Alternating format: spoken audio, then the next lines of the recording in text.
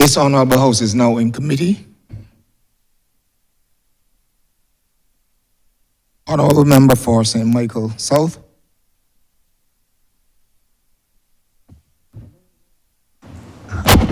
Thank you very much, Mr. Chairman. I want to begin by thanking the Honourable Minister and his team, of course. I think the Honourable Minister has performed with great distinction since taking up the leadership of this ministry, and I commend him and his entire team. Mr. Speaker, Mr. Chairman, sorry, I have three questions.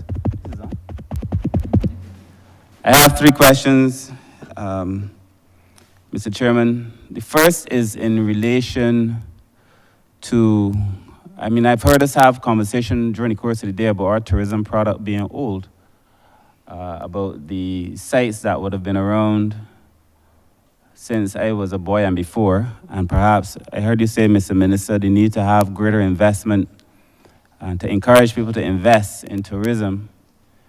But beyond our product being old, it is clear to me that our tourists are old. So the product is old, but the persons who come here are also old. We have an aging, or the records would have shown, unless it's changed very recently, we had an aging demographic as the basis primarily of our tourism product. So while this is a challenge for all of us, really, I have responsibility for aging, so I know aging is a thing. I also feel that there has to be a point where we have to be able to engage millennials, the new kind of traveler, and so on. And beyond these sites, because a lot of these tourists, these younger tourists, do not come to spend their time doing sun, sea, and sand, or Harrison's Cave. And so I would have seen very recently one of your senior officials also in Trinidad. I thought he was very busy trying to promote Barbados. And I also wonder, I would like to know what are the returns from that, and if that is an attempt to get younger tourists. But what really is our international plan for getting younger tourists? It is all right to have the older tourists at Ilaro Court, the return visitor at Ilaro Court, and to celebrate them. But that in itself is going to be a challenge and will make tourism unsustainable. So I'm just wondering, sir, and then we've seen it also with some persons who love Barbados, some of the older, and invest in Barbados, but as they pass to the great beyond, we're having difficulty even with younger people who love Barbados the same and continue that same legacy. So I'm just wondering, considering the fact that our tourists seem to be older and aging, what are the plans in relation not only to the product, the old tourist product, but the older tourists? That's my first question. Thank you, Minister, and on behalf of the team, I'd like to thank you for your kind words, reflective of what we've been trying to accomplish within the ministry. In respect of the demographic and the guest profile of Barbados, it is fair to say that Barbados enjoys a significantly higher repeat guests factor than other products or other destinations. That has been the case because there are a number of visitors, who, because of the warmth and friendliness of our people, continue to come back here, and we have, even in the records of the BTMI, persons who visited Barbados more than 100 times, and that's what has always led us to the visitor loyalty program and what we do for them, particularly during the winter when they're in Barbados. It is also true to say that because visitors have been coming here for many years, they would have aged over the period. Barbados is a destination that naturally attracts people to it because, like I said, the warmth and friendliness of the people. What we are focusing now, and let me also make this point, that a lot of the persons who visit Barbados are the people who stay on the South Coast or on the West Coast. But they're persons who have that natural affinity for Barbados, and therefore they see Barbados as their second home or a home away from home. There's some who have even bought properties on the island, and for that we are grateful because that component has also allowed us to generate employment. You have a whole entire house manager and associated staff working at either a villa or a property or a home owned by these visitors.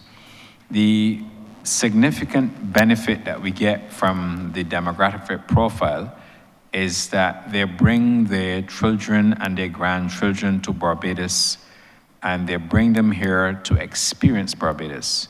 And the children and the grandchildren also fall in love with Barbados. And don't care where they go in the world, they will always return to Barbados and consider Barbados home. So it's going to evolve in terms of the demographic profile.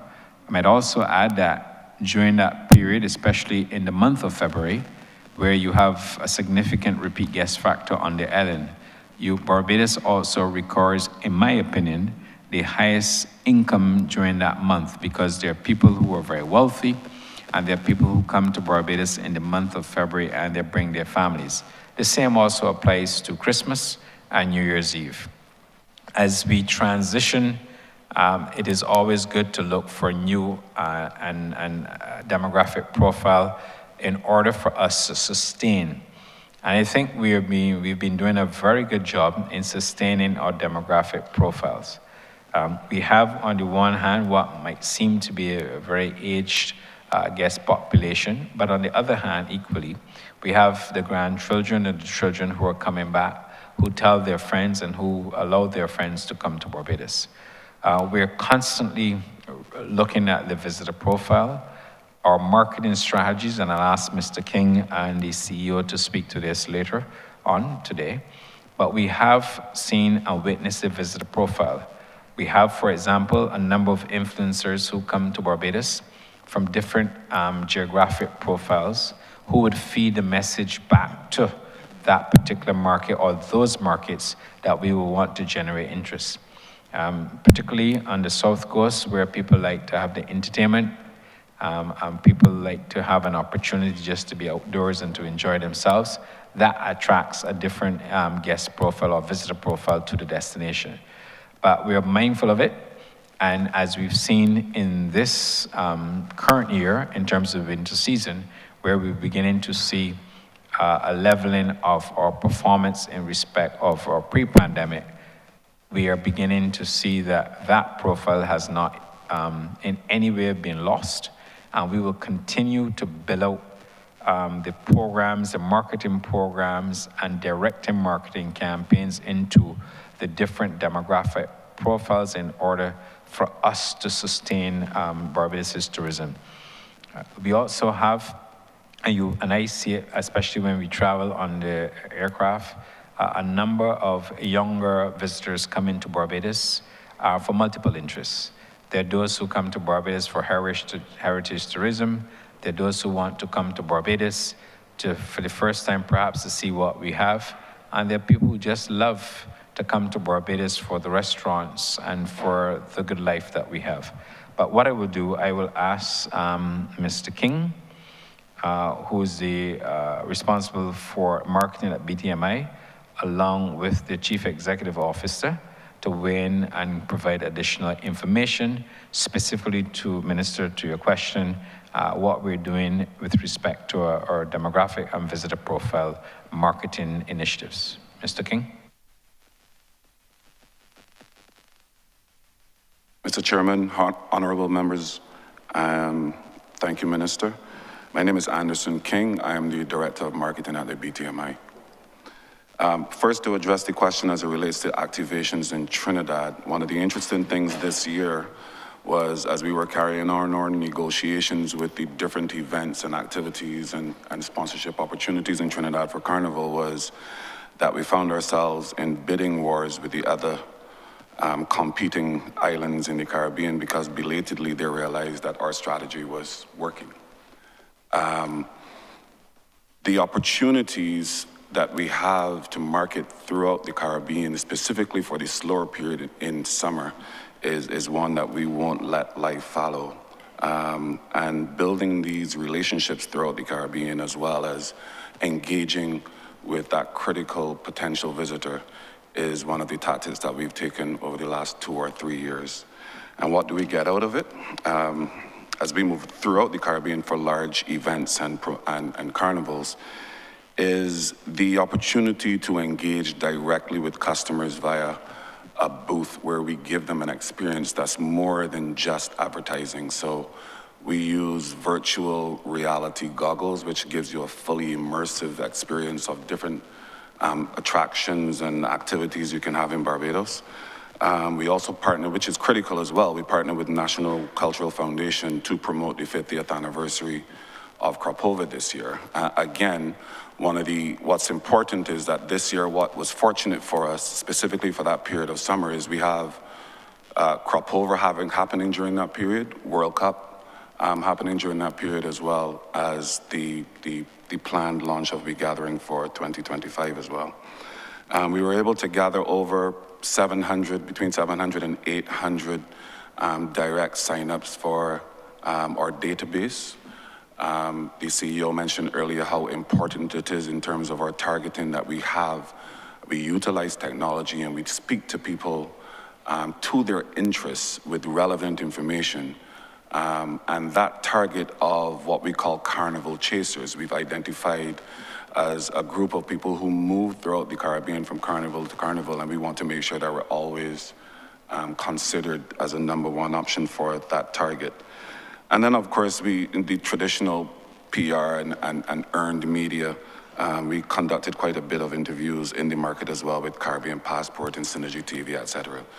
So the strategy really and truly is, it's more than just the carnival activations, but it is how we seek more opportunities to engage with a critical audience for us by going where they are, talking to them about what they're interested in, and promoting Destination Barbados as a #1 choice for them in the Caribbean.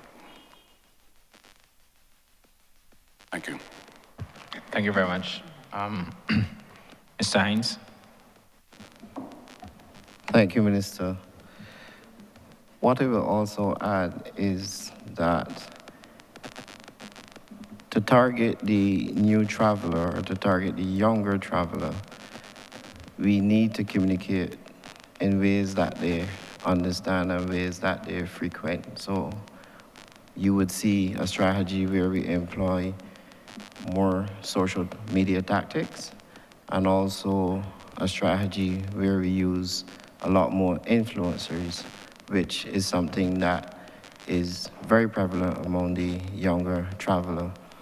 Now, what we have been able to do is to utilize insightful information.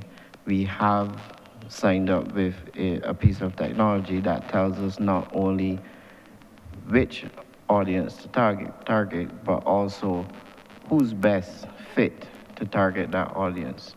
So we go through a screening process in the selection of the influencers and the ones who are best fit to deliver the message we want and to deliver the message to the groups which we are targeting. And it also allows us, after the activation is done, to monitor to see the success of that particular campaign and the particular influencers which we use. So it is all data-driven, which we continue to employ in all the tactics we use to reach the audiences which we specifically want to speak to about certain marketing tactics. Thanks, Minister. Thank you very much. And to just reinforce it as well, it is about diversification. And when you're diversifying a market, you have to look and see what is it that we're offering in the destination, and when you diversify, who are you catering to? And therefore, these are all questions when we feed it into the marketing plan, we have to be mindful of. But what we're doing is that we're focusing on critical niche markets in order to advance our demographic profile. We have to be careful. I'm not sitting on the fence when it comes to it, but I also think that different profiles will give you different yields in a market. Thank you.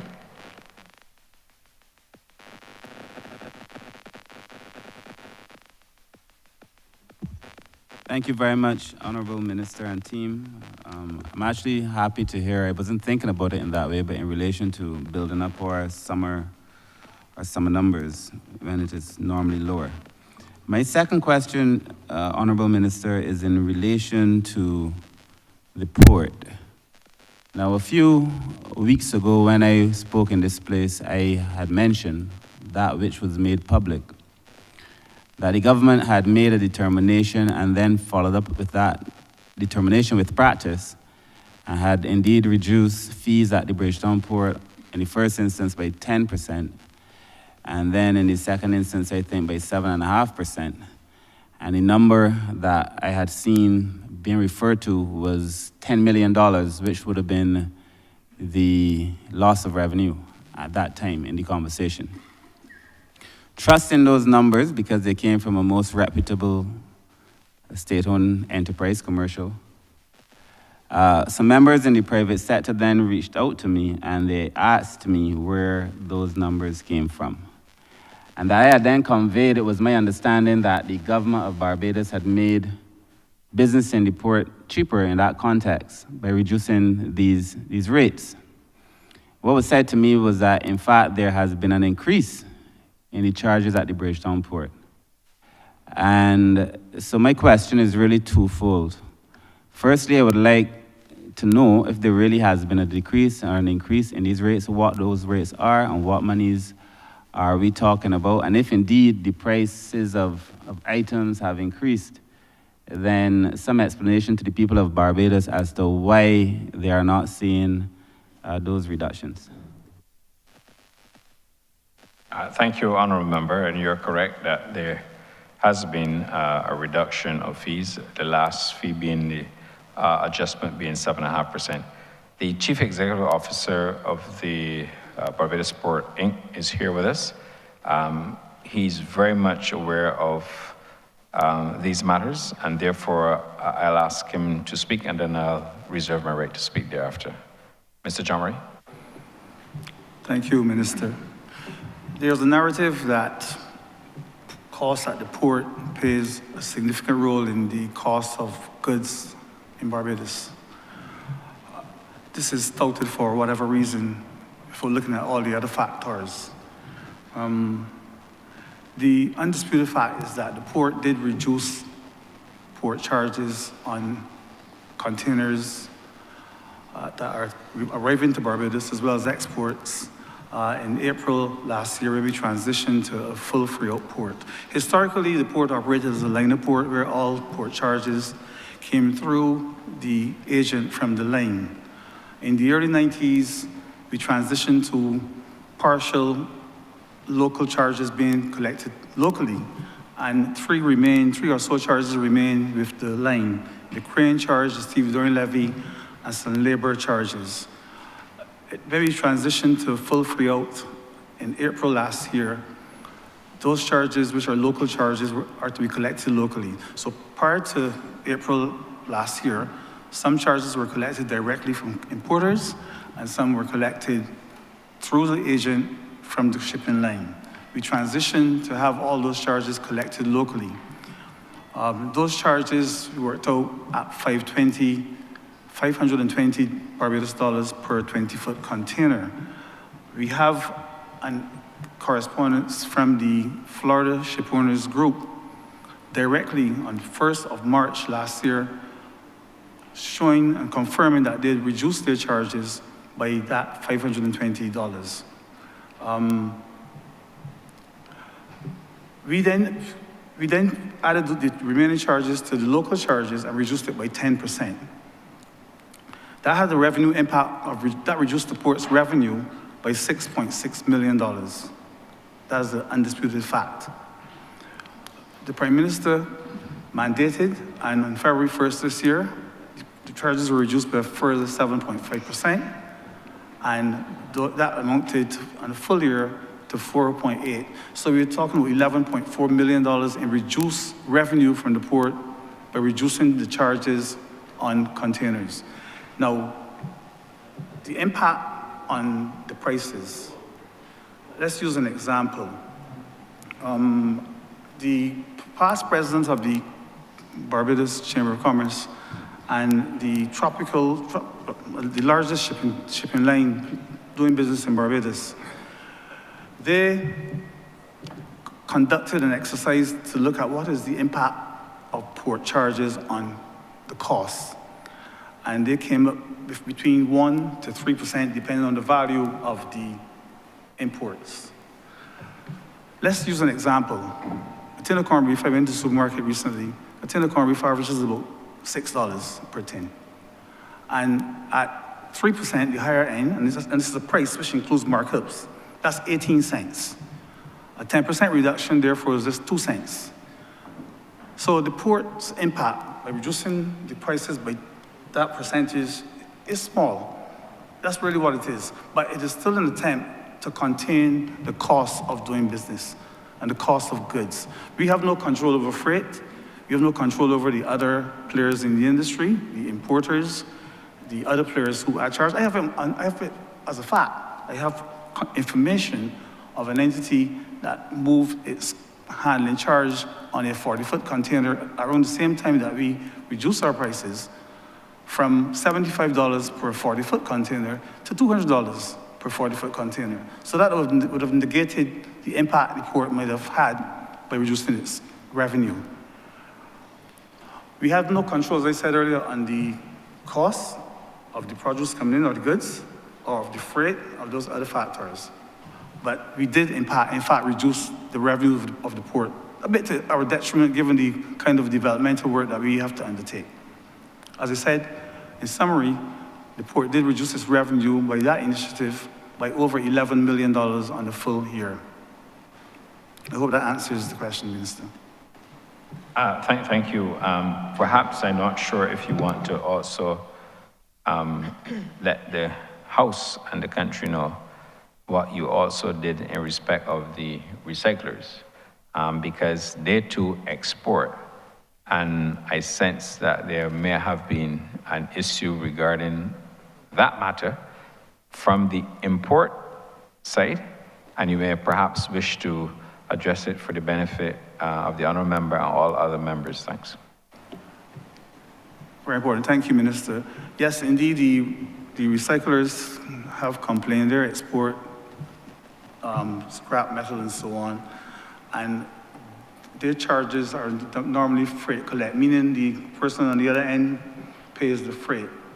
So our initiative would have reduced the cost on the other end. What ought to have happened is that the recyclers should have increased the price, but they have not done so. And to them, they've complained that previously they were getting lower port charges. It's now higher, given what we said earlier about consolidating the charges that were normally collected through the shipping agent from the line. So they were indeed faced with higher port charges. However, we have granted a concession to the recyclers and reduced the port charges to what they were before, approximately what they were before. That has gone into effect retroactively to when we made the change to a free out port operation. Thank you, Mr. Jomri.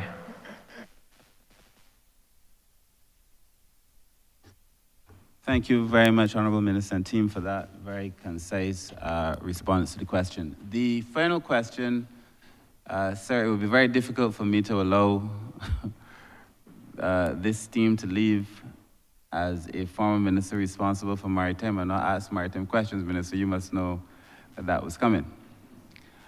I am wondering, it's rather open-ended, but I am wondering, sir, one of the things I think that Barbadians are not as aware of as they ought to be, notwithstanding how we trade, is, first of all, the role that shipping plays in Barbados. And Barbados has a destination involved in shipping. And also the fact that when we came into office in 2018, we were subjected to an audit, obviously not of the results not being of our doing, but that audit has shown that we did desperately, terribly, in relation to what they found was Barbados' standing in relation to a number of these affairs. And consequently, we were asked to do a number of things to make wrong things right, including legislation. When I left, we're still here, when I left the ministry, I know that there was a lot of work being done on a number of bills. And I would like for you to take this opportunity and your team to tell us some of the work that is being done in that maritime space and the importance that I think this work will have for developing Barbados as a shipping destination or as a destination somehow involved in shipping. And to use this opportunity, I think, first of all, also to tell us in relation to the items that were on the audit, some of them, I don't remember all of them, but definitely one was shipping. I think one was attendance at meetings. Where we are in relation to where we would stand if and when Barbados is audited again. Thank you. Thank you very much, Minister. You, and for the record, you would have done, when you were Minister responsible for the economy, a lot of work in respect of the maritime affairs. And therefore, a lot of what we have brought to Parliament since you left that ministry is as a result of your initial leadership there. So we have to thank you for that as well. What I can tell you is that we brought a number of pieces of legislation to the Parliament.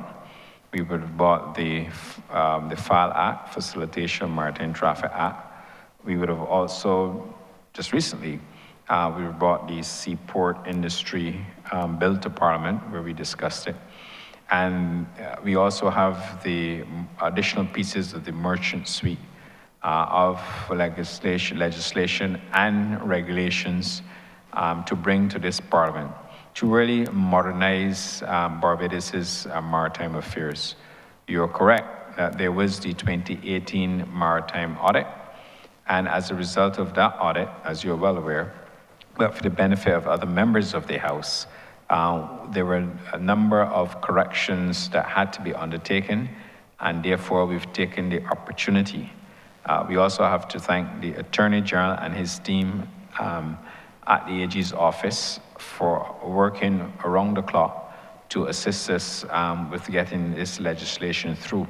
In particular, the FAL Act, which as a result of the IMO conventions, we had to certify to the IMO that would have been in place so that we remain current. The importance of all of this and what we're doing in terms of maritime affairs is if we want to attract more flags to Barbados and other shipping business, and if we're going to build out the Bridgetown port as a hub and certainly a transshipment port, we have to almost get our house in order. And that is what we are seeking to do in respect of maritime affairs. We have Ms. Najla King, who's here with us, and also Ms. Jacqueline Blackman, who's also the Chief Technical Officer in the ministry. Now, they're experts in this matter, and I'm sure they can speak to it in a way perhaps that I can't. But I thought that I would give you a bit of context and background in respect of where we're going and preparing Barbados to take advantage of the range of shipping legislation that could help us drive additional business.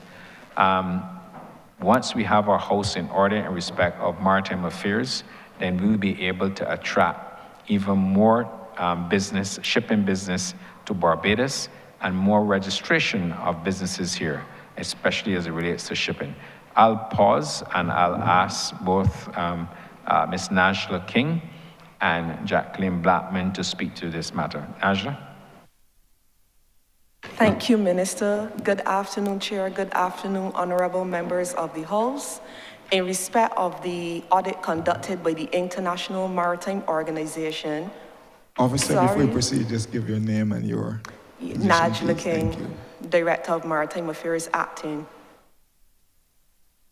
So in respect of the audit conducted by the International Maritime Organization, which is commonly referred to as the IMO, in short, is a specialized agency of the UN, and they are the global shipping industry's regulatory body for shipping and maritime related affairs.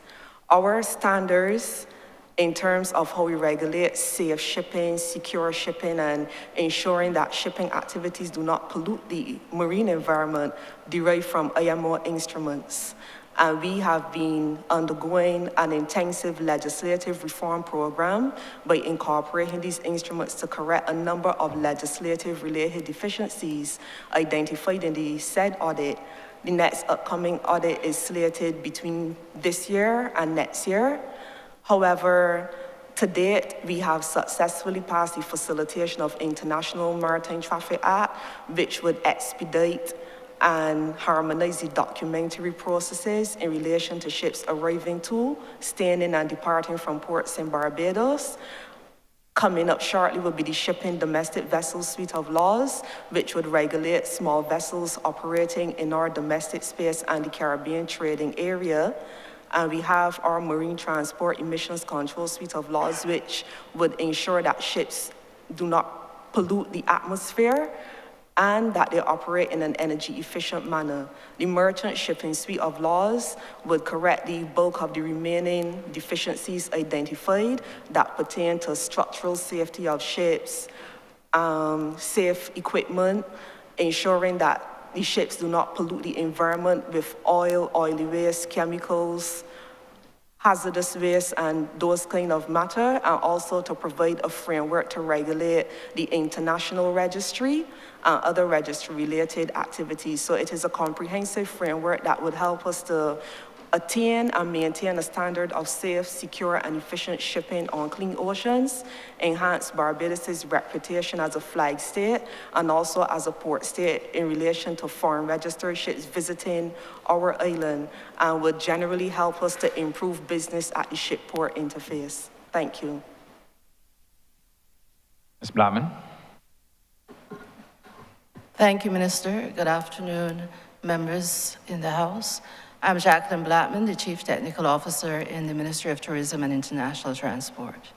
And while we have been working on the legislative process, we have also been meeting with local boat owners, vessel owners, in terms of what we propose to do and to get input from them as we continue to build out our legislative framework and domestic shipping services. While we are waiting on that matter in terms of the domestic legislation domestic vessels being proclaimed, we have started to speak with the boat owners and institute certain safety measures which would protect persons who are using the beaches. This would include the implementation of certain corridors where water sports operators will be able to have a dedicated lane to and from areas of water sports operations. That would protect other persons, the bathers or the users of the water, so that we can avoid as much as possible any incidents. In addition to that, as the Director of Maritime Affairs has spoken about the Facilitation Act, that would have implemented or made formal the Maritime Single Window, which is sort of a one-stop shop for, not one-stop shop, but one stop for vessels visiting the island. And that has been implemented by the Barbados Port Inc. Thank you. Thank you very much. I'm going to ask I think it's important for the country to know as well, because like me, when I joined the ministry, you ask yourself what is FAL and what is so critical or important about that piece of legislation. And I will ask the officers again to just explain, because it also speaks to the processing of documents and the efficient handling of ship vessels coming into the port of Bridgetown. And I would therefore ask Najla to perhaps explain to the House why we are moving to a lot of the electronic single windows and the benefit of us making such adjustments. Najla? Thank you. The importance of the Facilitation International Maritime Traffic Act even goes wider in the context of climate change, reducing congestion in ports, and also generally ensuring that during the voyage of ships here to the island, that a lot of the processes that delay them and prevent them from getting earlier time releases for passengers to enjoy tours, or even for the ship owner or agent to carry out certain survey or repair activities, those processes will now be expedited because you would have the information well in advance. You'll be able to review it, the relevant agencies, via the Maritime Single Window system that has been built by Barbados Port Inc. and is currently being operated. And we would receive everything via the window. As I said beforehand, we'd be able to clear the vessel, either a final clearance prior to arrival, once everything is in order, or a provisional clearance pending any other further information or what have you that may be required, which can be given when they are actually here on island. But what it does essentially is to ensure that we speed up the process of clearance and remove the bureaucracy, remove duplication of the ship having to submit the same information more than once to a particular entity, and just make it a more business-friendly environment, more customer-friendly, and to enhance the service overall and the experience overall for ships visiting the island. Thank you. And further to that, I think it would also be useful to speak about the impact and the efficiency associated with cruise vessels coming into the port of Bridgetown as well, naturally. And also, perhaps, you may wish to enlighten the Parliament and the public with respect to the proposed marine insurance bill.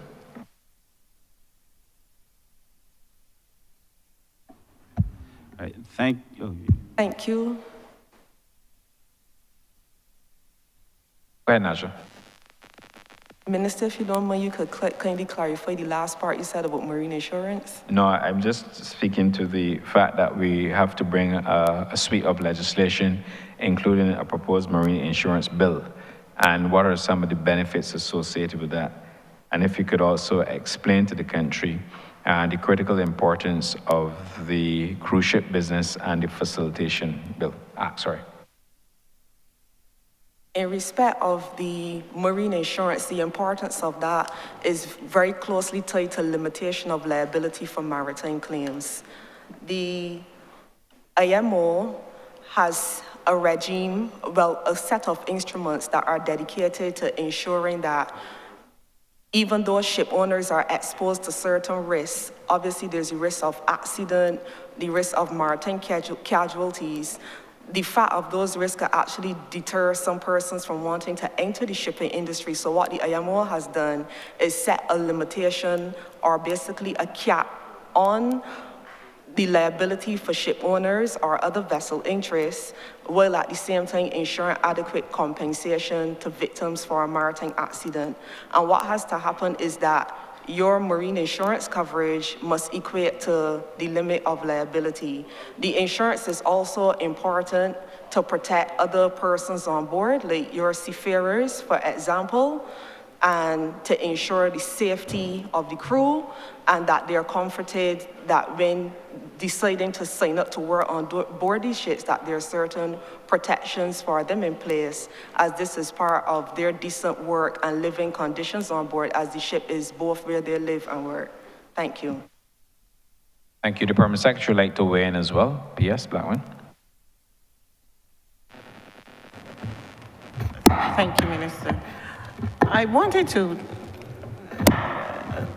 add to what Najla and her supervisor spoke about, because this morning, earlier, we had a question about what initiatives we are undertaking to increase spend on the island. And the work that is being done with respect to the shipping and that framework actually allows the port to be able to clear ships faster, particularly the cruise ships. And behind it increases efficiency, because now there's an opportunity for people, those passengers, to disembark earlier and therefore have a longer period of time on the island.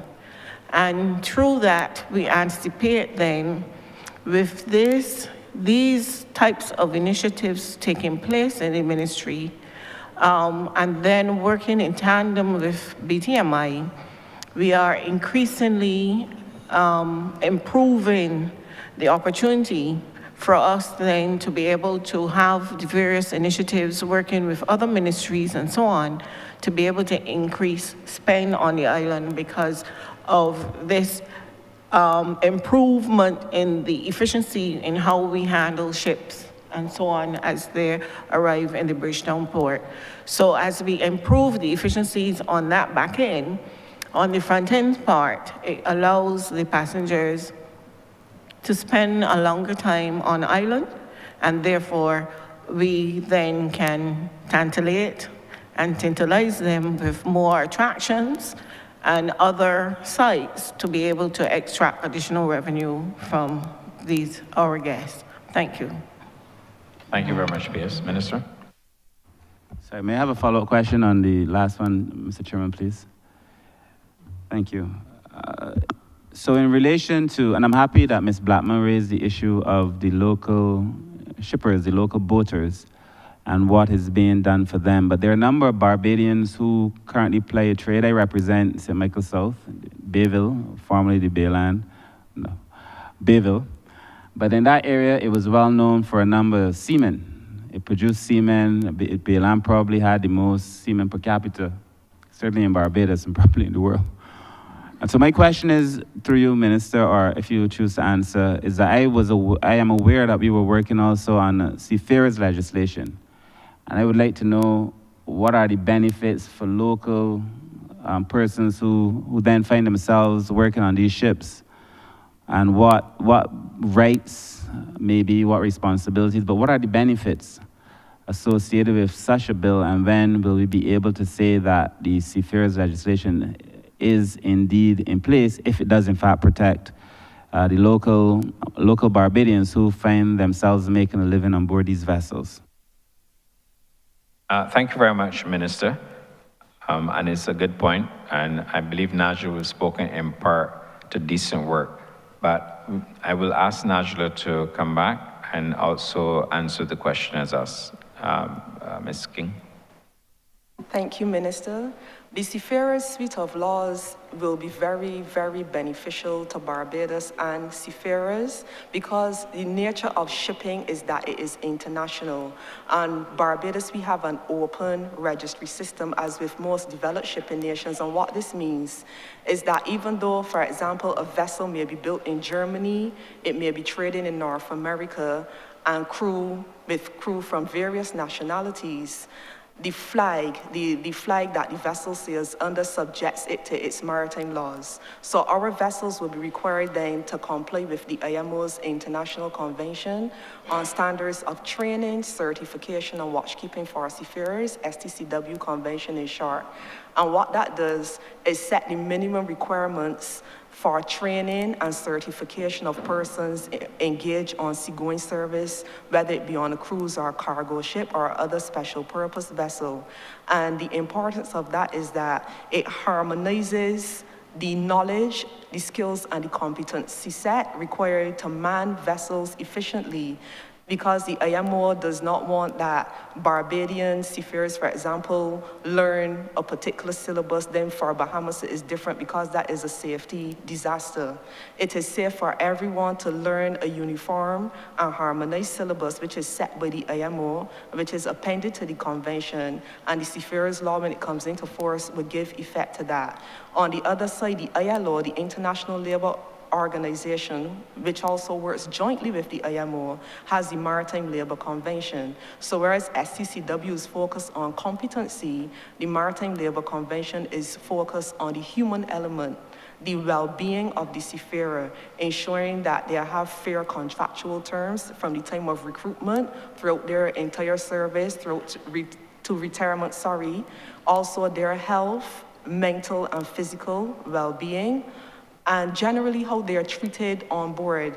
To leave your shores and go and work on a ship sometimes is very depressing for some when you research and see some of the stories that seafarers may share, if the shipboard conditions are not comfortable or are not friendly.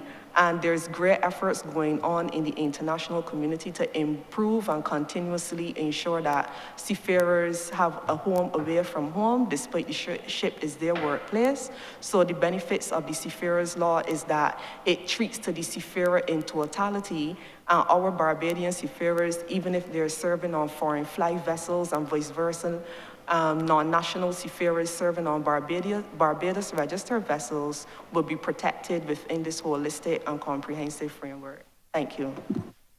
Thank you. I don't believe we could have asked for more expert advice on the matter than coming from the Director of Maritime Affairs. But there's also, Minister, in terms of the seafarers legislation, a component which we should perhaps share with you. And as I asked the Chief Technical Officer, Mrs. Jacqueline Blackman, to take the mic, it has to do about career opportunities within the maritime sector. The Chief Technical Officer will be able to tell you about the activities being undertaken in conjunction with BIMAP and the Salmon Chapman Institute.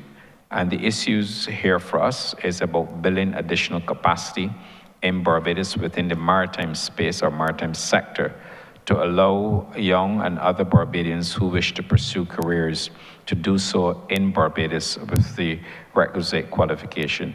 I'll ask the Chief Technical Officer, Ms. Blackman, to weigh in on this matter as well. Ms. Blackman. Thank you, Minister. As you rightly said, we do have a lack of capacity. And what we have been doing within the ministry is embarking on consultations with various training institutions, as you mentioned, BIMAP and Samuel Chapman Prescott Institute of Technology, to devise training programs to equip persons to work in the maritime field, whether it is onshore or at sea.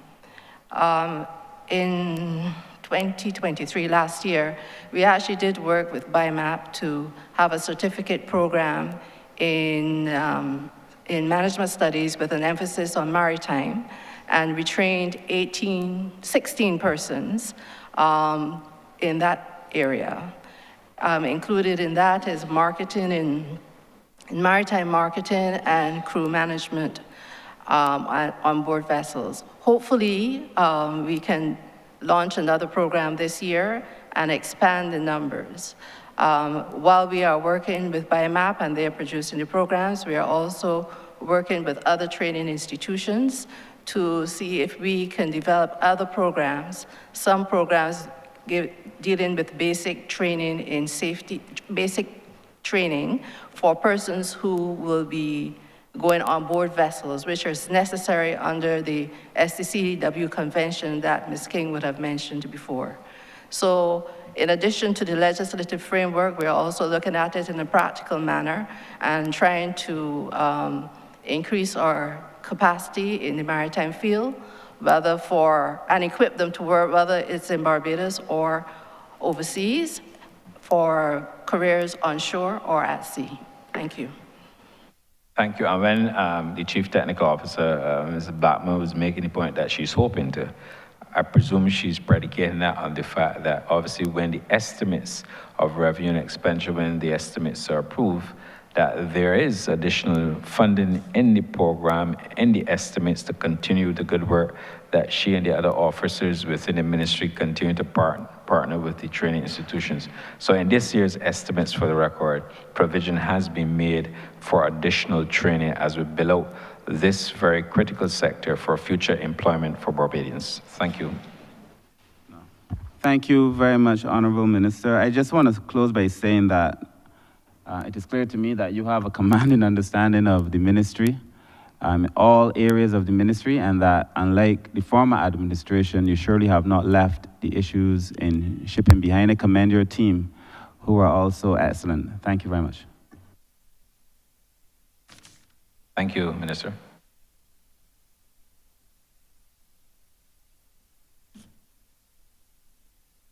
Thank you, Honourable Member. Honourable Member of St. John. Thank you, Chair. I want to echo the sentiments of my colleague who just spoke before me in relation to what is happening within the Ministry of Tourism. My questions, Minister, what additional marketing strategies are being put in place in relation to the increase in the airlift? And attached to that, can Gaia handle the airlift that you're proposing? Thank you very much, Honourable Member. Indeed, two good questions. I will ask the Chief Executive Officer of Grand Evans International Airport to address these matters. But with the number of flights that we have coming into Barbados, landing at Grand Evans International Airport, particularly between the period of 12:30 p.m. and about 6:30 p.m., there's a significant amount of traffic coming into the destination. And therefore, we have to, within the resources that we have, manage it. But I'll ask the CEO of the Grand Evans International Airport to speak, and I will thereafter ask the Department of Air Navigation Services as well to address some of these issues. But I'll ask first the CEO. Mr. Bourne? Good afternoon. Thanks, Minister, and thanks for the question. As been documented on numerous occasions and mentioned in this House, we are challenged between those peak periods. But one of the things we've done in recent times, and it's probably been highlighted a bit in the press, we're working on increasing our throughput capacity. Our current infrastructure is designed to handle roughly 1,600 passengers a minute, both on the inbound and outbound. And at anytime during the peak period, we exceed that by at least 1,000 passengers an hour. So one of the innovative things that we would have been working on over the last couple of months, especially trying to meet this current winter period, was the reintroduction of the Concorde experience, not just as a tourist attraction, but as a facility being able to handle roughly a throughput of 900 to 1,000 passengers an hour. We did have some delays as it related to that, but the seating capacity that we have endured in that facility is between 600 and 700 passengers. And the main aim would be to move the traditional air-to-sea passengers into a dedicated facility and free up the capacity of the regular terminal for the commercial traffic. So those are the things that we've been working on in terms of improving our overall throughput and also enhancing that customer experience. We anticipate that would assist us, and one of the other aspects that we're also looking at, I was just even looking at the graph for this afternoon. At any given time, we could have as many as 19 wide bodies in position, and one of the things the minister has been challenging us is now in terms of looking to redevelop and expand our ramp area for additional aircraft. We are one of the few airports in the region that can facilitate Code F aircraft. And when I say Code F, the larger aircraft, the Airbus 380. But even with that additional capacity that we would have had in our airport runway rehabilitation and expansion in 2021, 2022, we've already outgrown that expansion, and more of the commercial airlines, as the minister had alluded to, are even going to their bigger aircraft. They're bringing their bigger aircraft, increased capacity. Similarly, this is something that the port is also experiencing with the new mega ships. So we are constantly working and gearing our capacity to meet the demands. But as I say, with the analysis, we need the early analysis and the early data and interventions that we could plan ahead, but something that is not always forthcoming. But that is our immediacy at this point in time. I think it will serve us well for short to medium term, but we still also have to look to expand further, and I think that's part of where the government's whole privatization of the airport and capital expansion is geared towards being able to meet those future needs. Hope I've answered your question. Thank you very much, Mr. Bourne. I will also ask Mr. Glenn Blanchett, who's the Chief Air Traffic Officer, to have to give some remarks on this matter as well, because on any given day, they can have about 120 flights coming in during the winter period and maybe 60, maybe max 80 in the summer. And therefore, his perspective, along with the perspective of the Director of the Air Navigation Services, Mr. Gierner, would be appropriate. So I'll ask the Chief Air Traffic Controller to speak, followed by the Director of the Air Navigation Services. Mr. Blanchett. Thank you, Mr. Minister, Mr. Chairman, members of Parliament. My name is Glenn Blanchett. I'm the Chief Air Traffic Control Officer. As the Minister said, during the course of the winter season, our traffic levels exceeds 120 movements per day. We spoke about having the aircraft on the ground, but we need to more or less assist these aircraft through the Barbados airspace to get them on the ground. So on any given day, we have congestion, and how we handle this traffic is basically the procedures that we utilize. The way we do things must change because we realize that going forward now, there's a growth in air traffic. So how we do things must change. We must look at reorganizing the Barbados airspace, and we must look at the other procedures. So as the Air Navigation Services Department, that is the first step. We have to now look at capacity, and we have to look at capability. And these are things that we are looking at now going forward because we are aware now that the air traffic is going to grow continuously. Thank you. I'll ask the Director of the ANS to speak to the issues and some wider issues as well. Mr. Gierner. Thank you, Minister. Mr. Chairman, honorable members of the House. My name is Carl Gainier. I'm the Director of Air Navigation Services, presently located at the control tower at the Grantley Adams International Airport. There are some new initiatives by the International Civil Aviation Organization, ICAO, that sets the standards and recommended practices for aviation industry worldwide.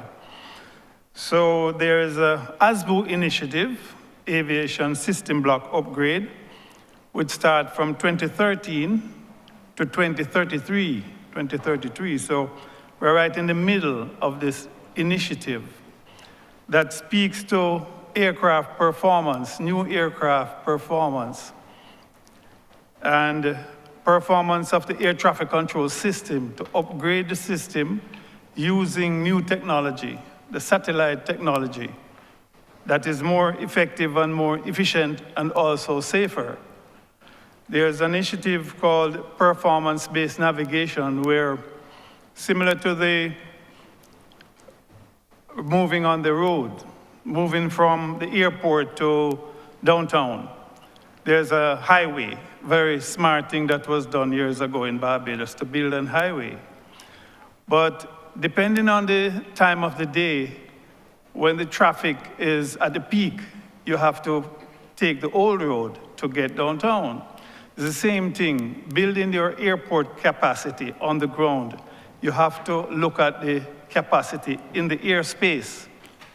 So performance-based navigation is using new aircraft equipage and new equipment on the ground by ATC to ensure that you build highways in the sky. Instead of just having a one-way route, you have routes just like on the highway. Aircraft going northbound on one side, aircraft on southbound on another side. So you have an even flow. There's also what you call an air traffic flow management, a new initiative where all the equipment in the airport operator, the airline operator, the airspace operators, which is air traffic control, will be connected. So the information for aircraft movement will flow in real time. So if there's a delay in any system or at any airport, the information will flow and handle the delay before it happens. So previously, aircraft and passengers will be congested at the airport or in the airspace. Now there is a free flow using air traffic flow management. So we are building out the infrastructure of the Civil Aviation Air Navigation Services Division to be abreast of first world capabilities. Thank you very much. Thank you, Mr. Gierner, and also, Minister, if you allow me to, and you're the chairman as well. On page 62 of the estimates, under sub-program 0341, and I will ask Mr. Gierner to come back on this issue. You will note that under professional services at 226, there has been a vote, proposed budget of $4.1 million versus $1.1 million that we have in the estimates. And now these are not political consultants, but these are for professional consultants who are going to come in within multiple areas within the Air Navigation Services Department to give us a number of advice, give us some advice, but also more importantly, to look and assess what we have. The challenge first, as outlined, is that oftentimes, because we have not kept pace in terms of with the modernization of equipment, there is now a need for us to do so. And even though the equipment that we have serves well, we have to look to the future as we modernize the airport operations. We are in the process of doing so. I don't want to speak at length about it, but we will have a number of consultants in who will be helping us to look at where we currently locate our tower, opportunities for additional ramp space, and how we can build out the entire aviation system at the Grant Williams International Airport. But I would ask Mr. Gierner to expand on this area. And also with respect to the equipment, you will also see in the estimates at 752, provision, there's an increase there, just over $1 million. And again, this is an investment in the new instrument landing systems and the VOR. But Mr. Gierner, I'm not an expert in this area, Mr. Chairman. So with your leave, I will ask Mr. Gierner to expand on these matters and the critical importance for the consultants and the continuation of assessment of the airport infrastructure as it relates to the navigation services. Mr. Gierner. Thank you, Minister. There are four basic areas, that needs to be modernized in the Air Navigation Services Department. It's the people, looking at the people first. The buildings, that's the control tower and the school, that is mentioned by the minister. The equipment that goes with these buildings. And the procedures, because if you modernize your building, your people, your equipment, and you do not have the procedures, written procedures that will explain everything that is done, then there will be issues when, in terms of audits by the International Civil Aviation Organization. So there are four areas that need to be looked at. The people aspect begins with the school, employing new staff and training for training and development of both new and current staff. There must be constant training and development in the area of ATC, AIS, that's Aeronautical Information Service, the engineering, the quality assurance, and search and rescue. Those are the main areas that we need to build at the school. So hence, a new building is needed and new consoles for training. These consoles are also have the capability to be multi-task, multi-purpose, not just for training, but can be used as a backup system, a redundancy system to what happens at the airport in all areas. So if there's an issue at the airport, you can run the airspace from the school. So that, you know, those are some of the things, the achievements that we can make there. So in terms of the, the new equipment, we have current radar, but there's a new satellite-based system called the ADSB, Aeronautical System Broadcast, that use satellite technology, because radar technology is subject to curvature of the Earth. Satellite is not affected by Earth curvature. So it's more effective and more efficient. So those are some of the IQ initiatives that we will be implementing in the next financial year. Hence the need to have these consultancy services to assist with training new staff and developing current staff, to help to design procedures for these aircraft to operate in, and the engineering team making one team, because everything we do, there's an engineering aspect to it. Not just for Barbados, but to connect, most important, with the airspace around us, Trinidad, St. Lucia, all those other states. The engineering team will assist to not just to implement new business, but to connect, so that the information will flow in real time. That's the modern way of where aviation is going. Thank you. Thank you very much. As you can tell, honorable members, we are obviously putting the human resources together as we set out to upgrade the facilities at the airport. Potentially, the upgrade will have to speak to the existing control tower. Obviously, matters of location of a tower, whether we should have a new tower, and the like would obviously have to be brought into this discussion. But once we have assembled the skills and we get the assessment, then we'll be obviously updating the chamber in respect of where we want to go. In terms of our future goals, we want to obviously go the route of becoming an air services provider. That is where the world is going. That would allow us to do a number of things, including going back to the days when Barbados was used as a training center for the region. Currently, we don't have that capacity, but we want to rebuild that capacity. And we also want to have, in going that route, a more strategic focus where we can lay claim to our airspace in terms of the upper airspace, I might add, the upper airspace, which could obviously bring us substantial revenue to the air navigation services provider. We are finalizing a document which we intend to take to the cabinet to look at the whole issue of the air services provider and how we will work that out.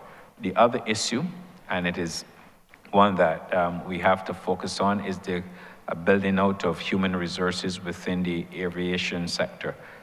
Currently in Barbados, we are advertising for additional air traffic controllers because we need them.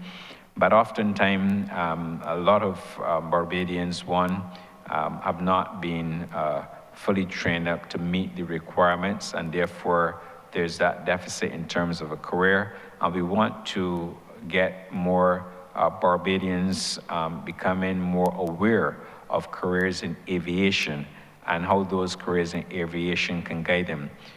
We, for example, were looking for an inspectorate to work at the Civil Aviation Authority, and we had to obviously get expatriate labor in order to help us. So the plan that we have to transition the aviation will also include training and retraining, and obviously encouraging more Barbadians to seek out aviation as a career. It's not only about being a pilot, it's about obviously being more technical. It could be air traffic controller and all the bells and whistles associated with an air navigation services department. So that's our vision. That is where we intend to take the air navigation services department to.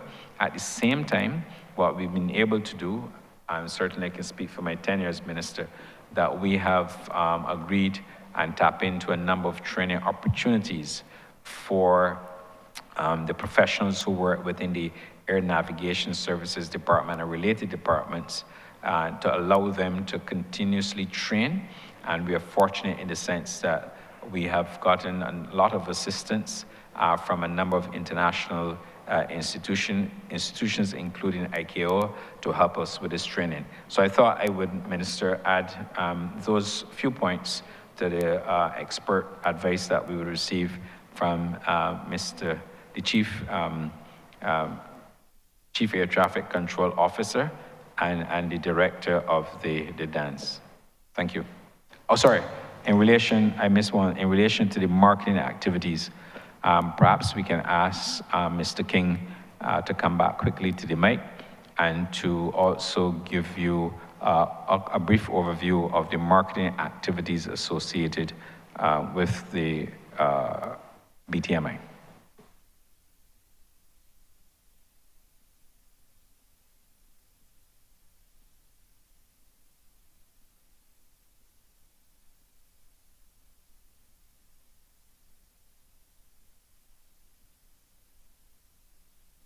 Chair and honorable members, if the minister doesn't mind repeating the question again so that I can.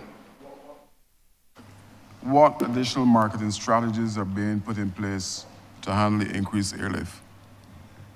Speaking specifically to the support for airlift from Cayman Islands, well, via Cayman Airways, we strike a fine, there's a fine line there where obviously we're trying to encourage travel to the island and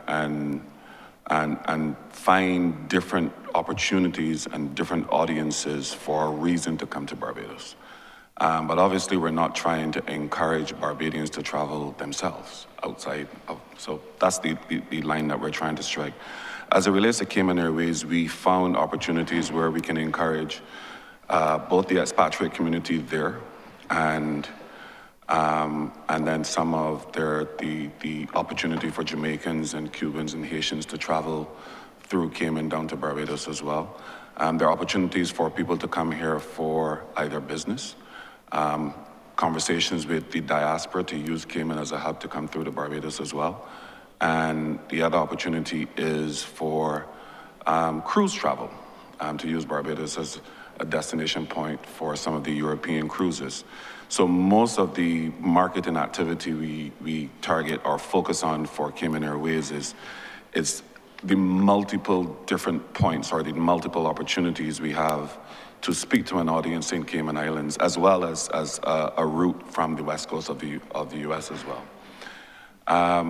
When we think of Suriname, that offers another opportunity with a link through South America as well. And as you would appreciate, our tourism product is quite different to what Suriname has to offer. So most of our activity to the Surinamese audience and a South American audience is for that primary offering of sun, sea, and sand. But there's still other opportunities for businesses, and we have done quite a bit of messaging in Guyana as well via Suriname Airways.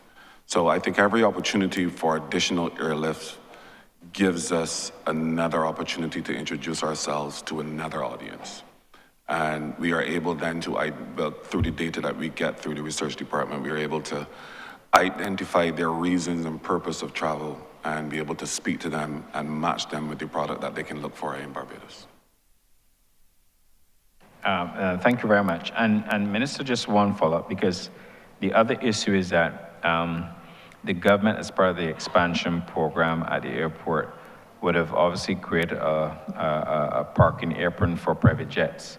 And particularly in the winter, when you go to the Grand Yams International Airport, you will see that even though we've just done it, there's still no room for private jets. And even though we have a lot of FBOs at the airport, they too are becoming very constrained.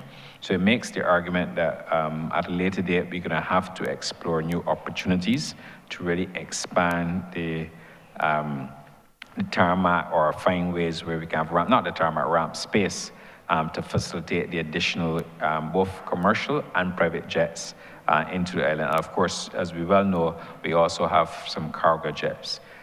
We're also going to have to look at the current location of the tower, and the time has come where we are going to have to look to reposition the tower.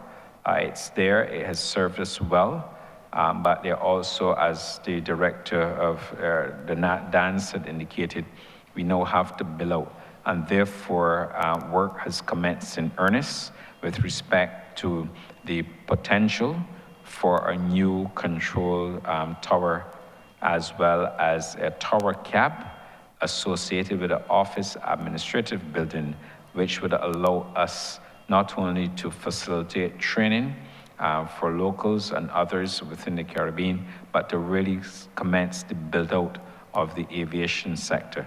I thought I would just add those few remarks to the question posed. Thank you. Chair, my final question, and I'm asking this for you too, Chair. We who have rural constituencies, and the Honourable Member for St. Peter is often bragging to me about the many mill walls that are in St. Peter.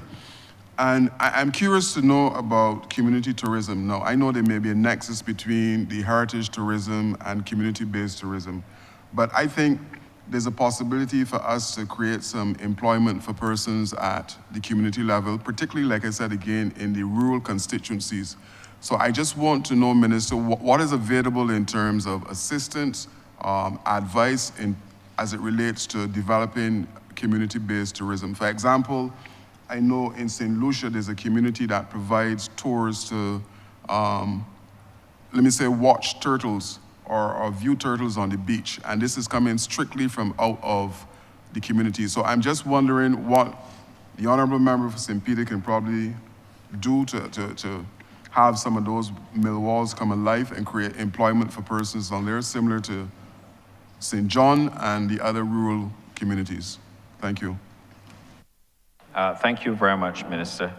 And I think you're the wonderful parish and people that you represent in St. John, they know well about community tourism as well, sir. Because oftentimes, if I'm driving through St. John, I see them at a particular parish church, and that fantastic view of the Atlantic Ocean and the associated niceties associated with that parish. What I will do, and I do support it, what I will do, I will ask Ms. Marsha Aline to also give you some feedback in respect of community tourism and their avenues within the ministry that we can help to build out community tourism in Barbados. Indeed, our colleague from St. Andrew, the Honourable Member for St. Andrew knows this well, but I will ask Ms. Marsha Aline to address the specific issue that you've raised. Ms. Aline. Thank you, Minister. Honourable Minister, the whole notion of community tourism has really captured our attention for a number of years. And we have been working with a number of agencies to build out community tourism in a way that is sustainable. And I specifically use that point, sustainable, because one of the things that we don't want to do is to go into a community and show them what to do, and then there's no one to carry on the particular exercise or whatever it is. So we have been working through agencies. We actually did some training with the communities very recently, and we are in the process of doing some additional training with the communities. And so we're working through the PICs, which is the Parish Independence Committees, because we feel that they are in the communities themselves and they have the pulse of what's going on within the various communities. And they can also tell us what projects and what opportunities exist within the communities. So we've been working through them, and we have in our budget put aside some funds to specifically work with those communities. In addition to the PICs, there are some communities that we have been doing some significant work with. In addition to the community that the minister mentioned in St. Andrew, we're also working with the communities in the Crab Hill, in St. Peter, to build out experiential tourism, very similar to what's happening in Oistins right now, where we're taking some of the capacity that's at Oistins into Crab Hill, and that has been working successfully. And we intend to actually take that same model throughout the communities on the west coast and the east coast of the island, of course, into St. John as well. But I think that the strategies of working through the PICs is one that has actually given us some, I think, returns on our investment, and we will continue to support the communities through that as well. Sure, just a follow-up question, because I'm aware of the work, obviously, with the PICs, but I have a product in St. John that I think is dormant, Codrington College. 2 years ago, there was a concert there, Jesus Christ Superstar. The setting and the background is absolutely fantastic. So are you saying that you can make a proposal and to see if something like a jazz concert at Codrington College, because again, like I mentioned before, this now will be that nexus between heritage and community base. These are things that are possible. Through you, Minister, if I may respond. We actually do have a proposal right now from Codrington College on a community-based tourism initiative that we are in the process of examining to see how we can actually support that program. But you referenced Jesus Christ Superstar, and I actually was at that conference a couple of years ago, and I do agree with you. It really did, the backdrop of the entire area, I think, did actually add to the experience, and it's along those lines that the project is actually has the attention of our ministry, of our department, and so we will revert back to the team as soon as we've completed the examinations of it. And just one other point, Minister, respect of community tourism, and there is obviously significant benefits and gains, even in Barbados with the Airbnb verbal type arrangements, accommodation arrangements. Those are oftentimes located, the accommodation that is, are oftentimes located within communities, and they contribute in no small measure to the persons who own accommodation rentals within a community. Of course, we're moving to ensure through the proposed tourist accommodation bill, when we bring it here to this chamber, that we even regulate it, because we have to be mindful of our image, and we also have to be mindful of any potential risks and to mitigate those risks. But I would also say that when you look at Airbnb and Vrbo, they alone within community tourism would have earned about $484 million US. So we probably would not earn that much here in Barbados. But the broader point I'm making is that if you look and see what community tourism contributes to both of those entities, you could well imagine, once we concentrate it and do what we have to do it and do it properly, what that could also earn us in Barbados, along with the other wonderful attractions, sir, that you have in the wonderful parish of St. John. Just thought I'd add those few remarks. Thank you.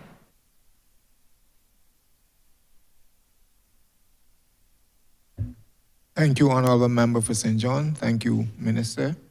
Honourable Member for St. Michael, South Central.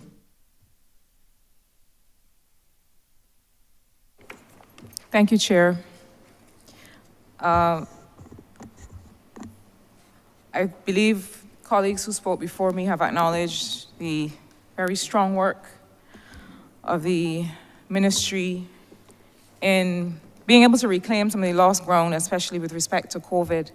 Really, the very strong rebound and growth that we have seen has been driven by this sector that some would want us to abandon. And I think that, as others have said before, it's important to acknowledge the contribution of the sector. And while we do work on developing new kinds of industries, that we also make sure that we invest in the industries that are the natural competitive advantage for our country. Now, Minister, we spoke earlier with respect to Grantley Adams International Airport. There was a lot that was said with which one could agree about the quality of customer experience. And at that time, it was acknowledged that, for example, the Immigration Department has really done tremendous work in being able to modernize and improve that experience. I would also say that there's an extent to which customs and the officers who work with customs have also been able to improve some of what we had been experiencing with respect to arrival, passage through the airport, and so on. However, one of the key service quality issues in any service is consistency, as you know, Minister. And one of my concerns is that when it comes to the experience, specifically with customs, that while we do have an improvement and we have very hardworking, dedicated officers, my concern is the consistency. I'm aware, and none could be more aware than you, Minister, that the airport and the approach to managing an airport in circumstances where you are not directly responsible for every entity that is operating within that airport, that is a particular challenge. And I think that your airport management also have to be commended for keeping all of those balls in the air and maintaining those relationships with the various teams that contribute to that service experience. But Minister, I have to say to you that growing up, I don't come from a place where we were in a position to travel often. As a matter of fact, I traveled once in my young life, and it was a class trip from Belmont Primary School to go to Venezuela. And my mother never baked so much sweet bread and killed so many chickens to get us to be able to go on that trip. So that was my real big experience passing through the airport. But we used to go to the airport. Bajans, remember when we used to go to the airport as an expedition. Watch the planes take off, watch the planes land, watch people coming out and hear from them what that experience was like for them. And at that time, even as a young child, I was disturbed by the fact that the experience coming through customs of Black Barbadians coming back home was completely different from the experience of visitors coming to our country. Minister, this is the year 2024. There are all kinds of national security concerns with which we must concern ourselves. That is given. But some years later, as a grown woman coming back through the airport in December of 2023, I would not expect to experience the same kind of bifurcation that I saw happening as a child. Minister, the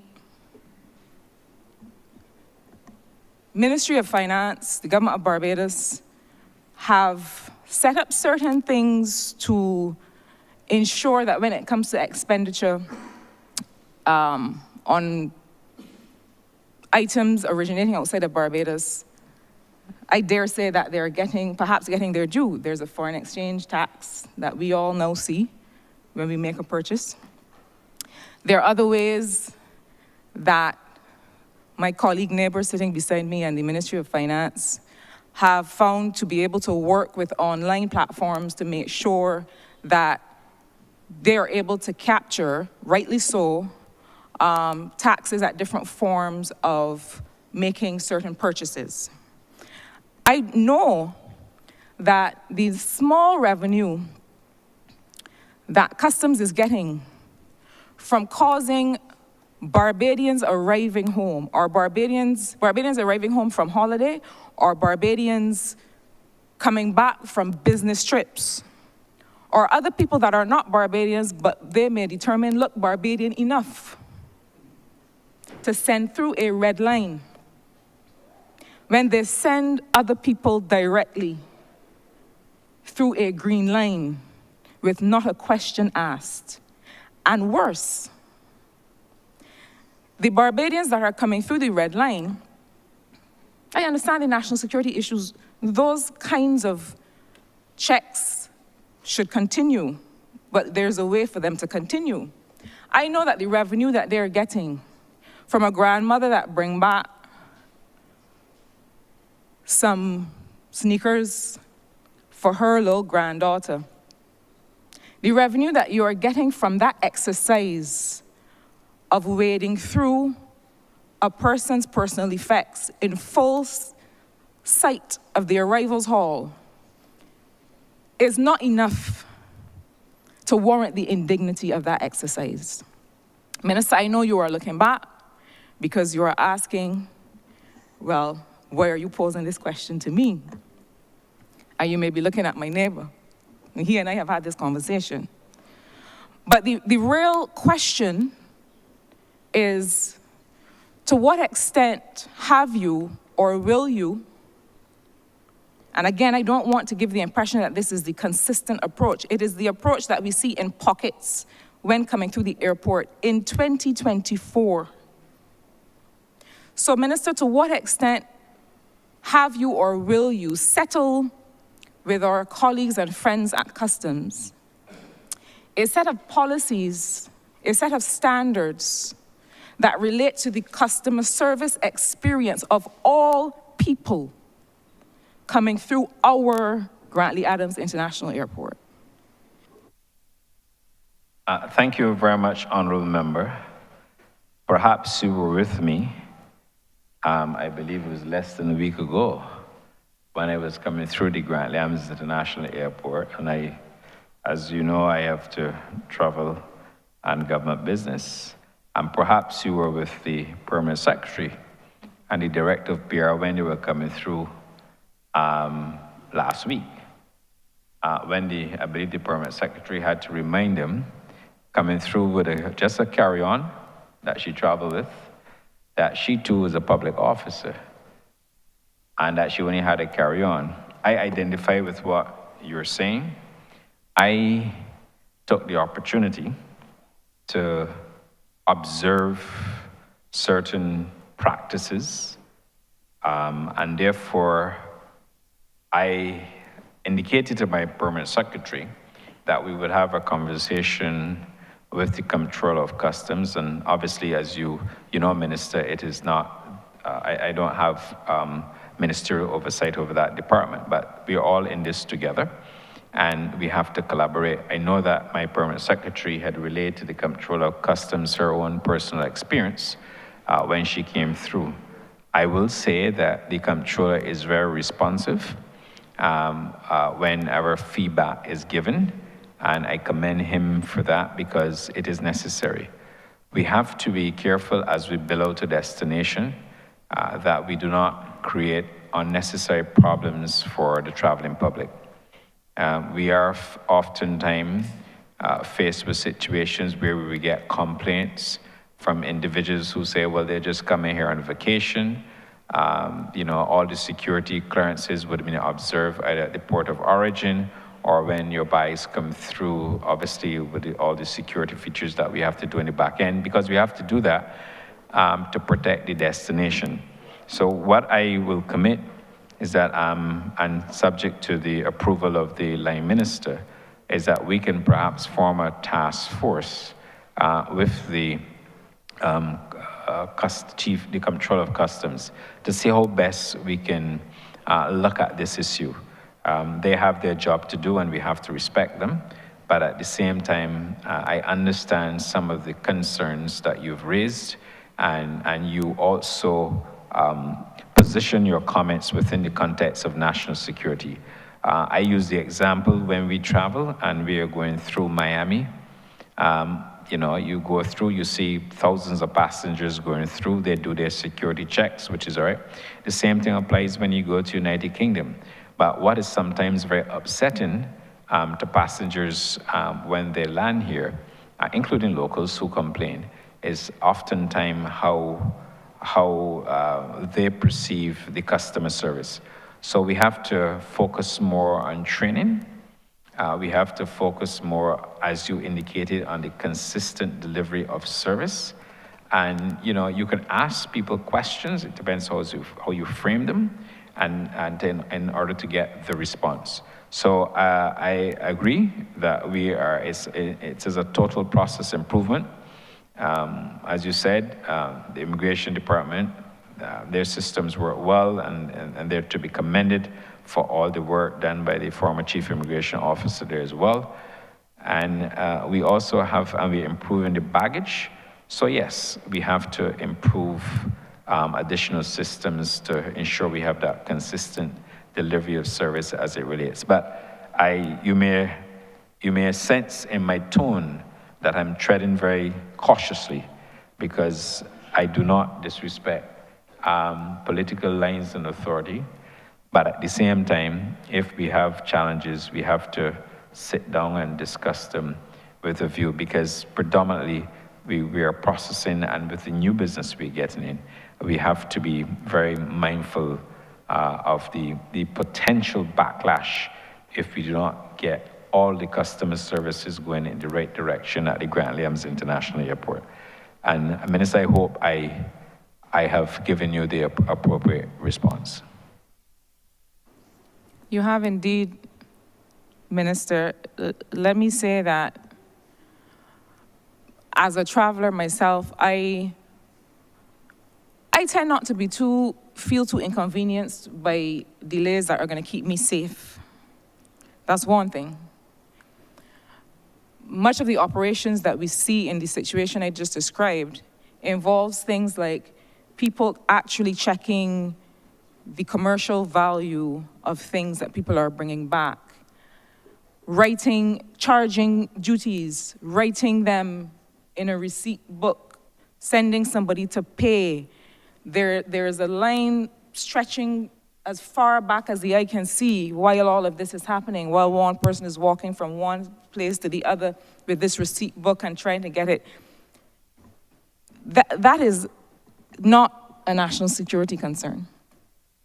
That is an efficiency operation that can be improved on the one hand, but on the other, there are issues that I mentioned earlier that suggest that the targeting for that process is problematic in a country with the history of Barbados. And that too must be addressed by all of us, not just by you, Minister. So I thank you for the thoughtful response. Sticking with the issue of the airport and the planned redevelopment, my second question is very straightforward. There are many people who see this redevelopment as holding great potential for small business. There are some small opportunities already. I hope I will be allowed to mention Carrington Rum Cream that is already established at the airport and doing good business and comes from a little place you all might know called Carrington Village. And so we see that the airport and that the sector is trying to encourage small business. But the questions that I am getting from many of my constituents is what will be the future opportunities for commerce by small business people through not just the airport, but also arriving vessels, so to the seaport as well. The other day I was at a meeting at BIDC, Export Barbados, stone's throw away from the port, looking across and realizing that while BIDC works so much on developing local products, you almost wish that you could take some of them up and throw them across to land on the cruise ship, because that might be the only way that we get them there. What do you consider, Minister, to be the strategy, or what is the strategy that you have, not just for this kind of approach where a person has product physically located at the airport for a temporary display, but what are the opportunities through the airport redevelopment and as well in terms of cruise that will give small businesses an opportunity in this country? Thank you very much, Minister, Honourable Member. I will also ask the CEO of the Grand Island International Airport to weigh in here. But suffice to say, I must tell you that the management at the airport, they've done an outstanding job in bringing a lot of small business owners into even the departure area where you check in. I have seen from persons who have flavored popcorn businesses to other businesses there, and I really have to commend the management for their foresight in allowing small business people to have an opportunity and to build their businesses there, and I really want to congratulate them for that. And I know Mr. Bourne will go into greater detail. In respect of the seaport as well, there is a cruise terminal. As you're aware, the port took responsibility for the cruise terminal. The port spent close to $1 million on that facility.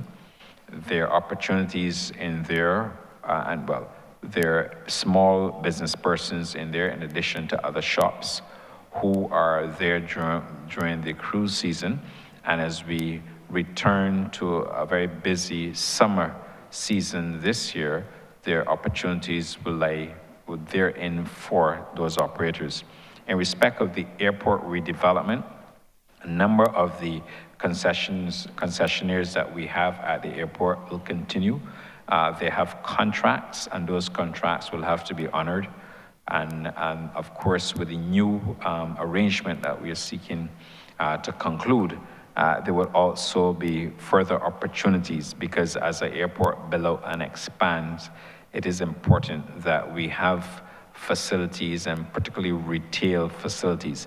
And it's also important to know that with these PPP arrangements, you see them in Jamaica, you see them elsewhere, they always maintain opportunity, and they always create opportunities, I might add, for businesses, because if their revenues are to grow, they rely on an airport as a shopping mall.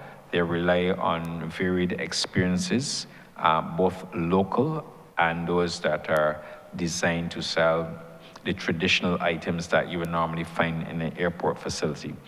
But the redevelopment will not obstruct the allowance for small and medium-sized enterprises to do business at the airport in particular, and certainly at the seaport. We're looking to see how best we can expand such opportunities. I would refer to what we're doing on behalf of the port taxi operators in terms of the strategy there in order to drive additional spend and get more business to them. We are consistently looking to see how best we can drive additional revenues, which would in turn allow us to have greater spend on island. I'll pause and I'll ask the CEO of the Grand Island International Airport, Mr. Bourne, to respond to your question as well. Mr. Bourne? Thanks, Minister. And just on expanding on what the Minister would have alluded to, the Small Business Initiative was one that was envisioned by former Minister Simmons when he was in charge of that ministry and when he saw that insight into the airport. But management saw it fit to expand on that initiative. The initiative was basically geared towards the ear to see season, which was seasonal, and we sought to expand it across the entire diaspora of the airport and have it one for annual exercise. Minister, you have spoken to the Carrington's initiative. That's one that is going quite well, and there are quite a number of others. And from the longevity of the project, and it's something that we've been having from the Barbados negotiation team when we meeting with the persons associated with the PPP, is to have these types of initiatives not only expanded, but grow. And one of the main things that we will envision or we would realize within the PPP partnership is not just the advent of jet bridges and those types of things that everyone is speaking to, but there's a plan for a complete build out and re-commercialization of the Grantley Adams International Airport, offering a lot of the experiences that we would see when we travel and what we would want as a people. So I will say in this honorable house that significant commercial enterprise will go on in that new development. Is one of the main capital expansion aspects of it, beyond the operational side, is to actually build out a full functioning commercial space.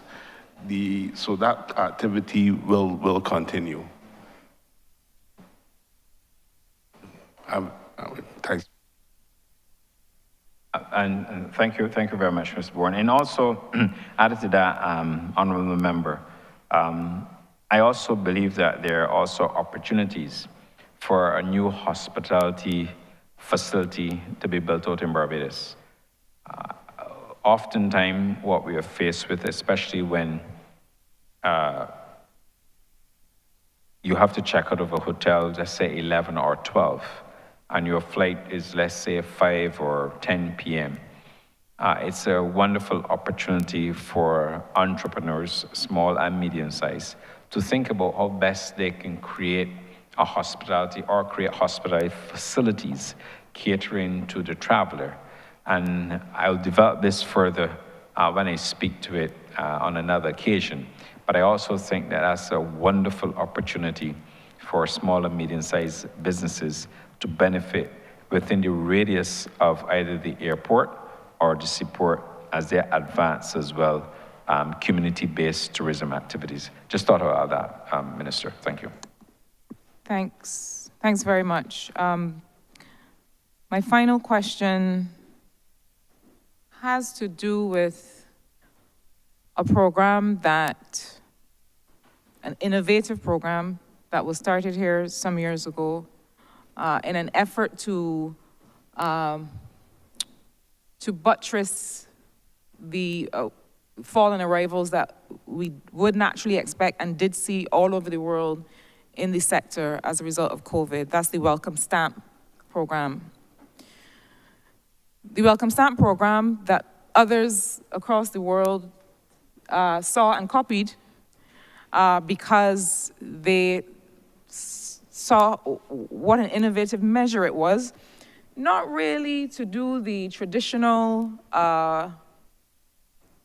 sun-sea sand model for islands like ours, or the traditional visitor model, the traditional tourist model that we know of, but really to build out the visitor economy in a more lasting way by attracting digital and other kinds of nomads, people who, by nature of their profession or their industry, can work anywhere, and inviting them here to live and work and experience the country.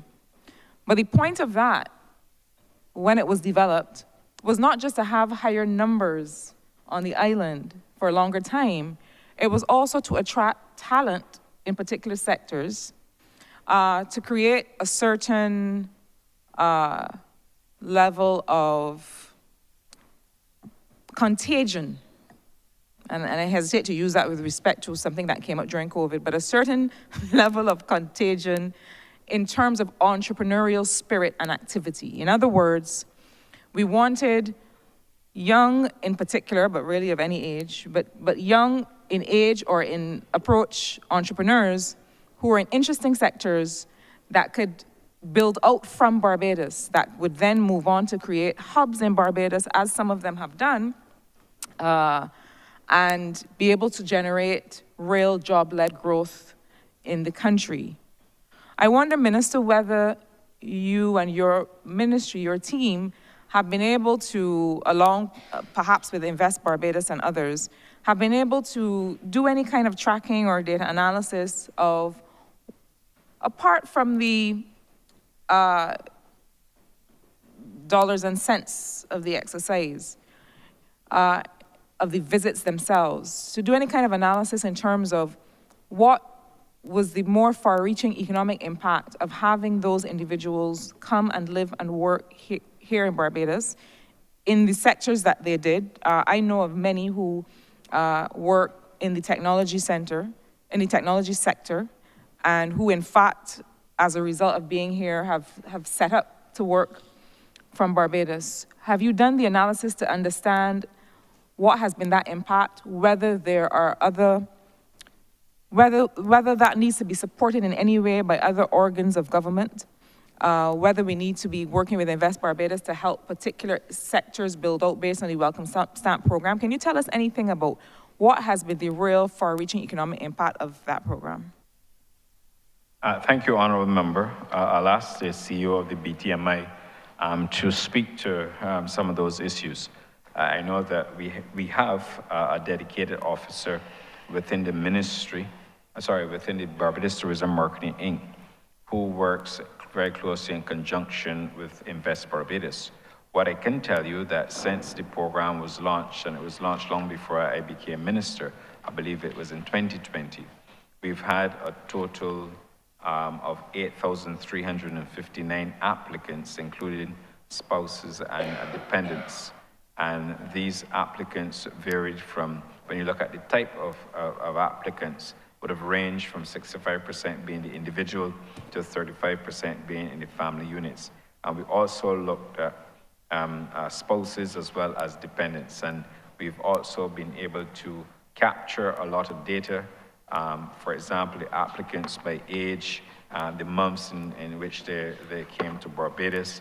We also have, for example, the nationalities of those who came here on the welcome stamp. For example, the United States led the way with 1,245 in terms of applications. United Kingdom as well, 1,331. Just to give you a feel for the applicants by nationality. In terms of the top applicants, as I indicated, out of the United States, and of course, what we were able to do is to create a lot of data from the applications that we would have received.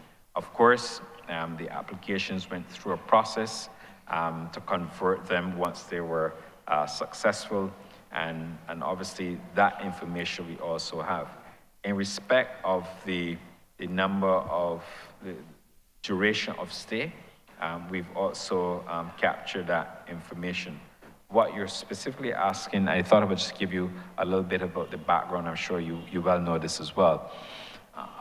For us, we have seen, I know that the Chief Executive Officer of the BTMI Acting is currently working with one such person who came here on the welcome stamp, who is very well known in the technology world, who worked for one of the top, if not the top,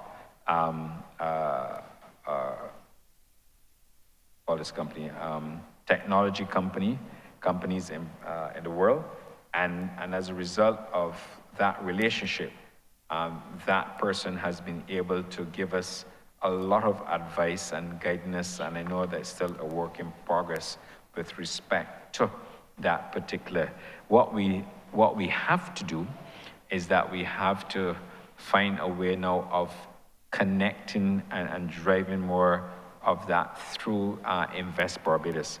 I don't want to speak for Invest Barbados, but simply to say that the skills that came to Barbados and continue to come to Barbados because the program has been extended is an opportunity for us, as you've indicated, for us to look to see how best we can utilize some of these skills that come with the welcome stamp to help us improve Barbados.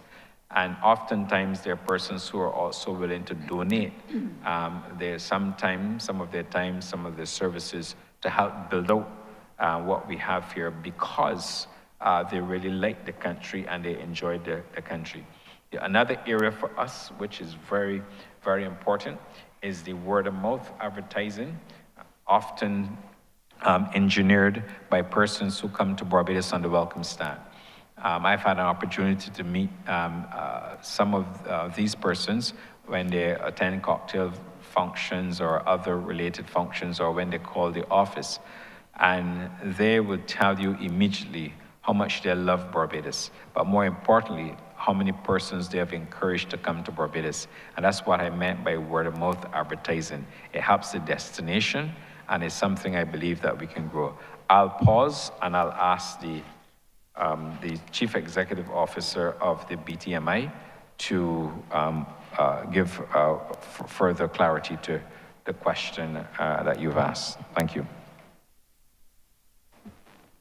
Thank you, Minister.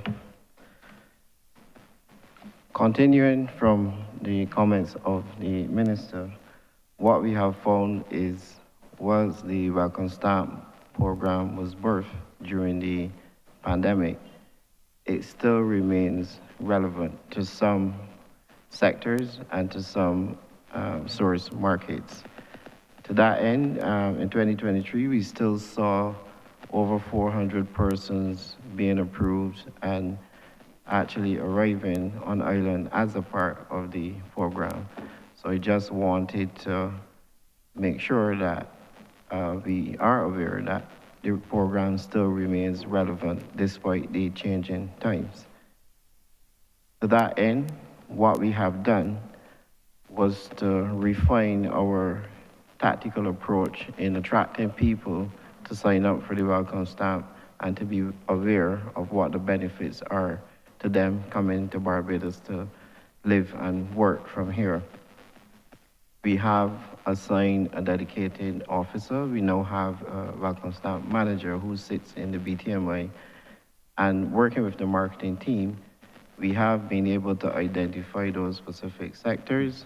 I know the honorable member spoke about technology, but there are other sectors such as accounting, financial services, and also some within the arts that have made their way to Barbados to work remotely. And we have been ensuring that where there are conferences and where there are a meeting of the minds, that we are there to have a presence to make sure that the welcome stamp is promoted directly to those persons, let them know of the opportunities that exist here. On island, we've also made sure that we stayed connected with the on-island community because the welcome stampers who are here have formed their own community and they interact with each other, sharing experiences and new places and new developments on island amongst themselves. And we have been able to become and make sure that we stay a part of that community so we can stay in touch with what's happening and make sure that we always feel the pulse of the persons here. We've also created a CRM where we have collected the information of all of those persons to make sure that we know what skills we have. So pretty much a skills bank. And as the minister alluded to earlier, we have been working with one of the top technical people coming out of that group. And there are some others who have shown a special interest in helping and assisting wherever they can. And in the coming months, we will definitely be exploiting those offerings that they've given to us, and we will make sure that this becomes a benefit to all in society. Thanks. Thanks, Chair. Through you, I just want to thank the Minister and the team for the thoughtful and very prepared responses that we've received here today. Thanks.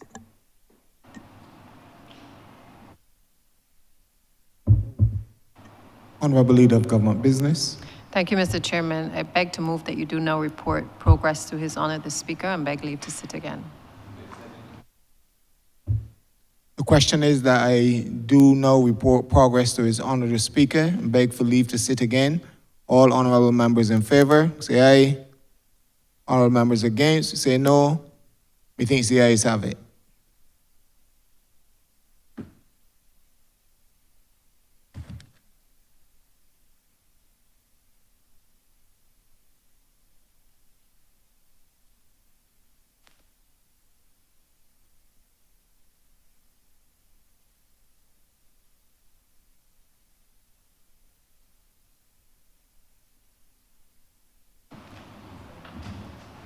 Has reported progress and request leave to sit again.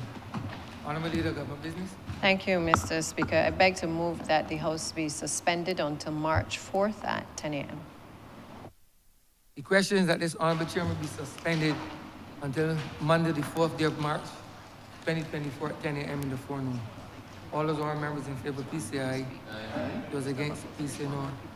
We think the ayes have it. This Honourable Chairman stands suspended until Monday, the 4th day of March, 2024 at 10 a.m. in the forenoon.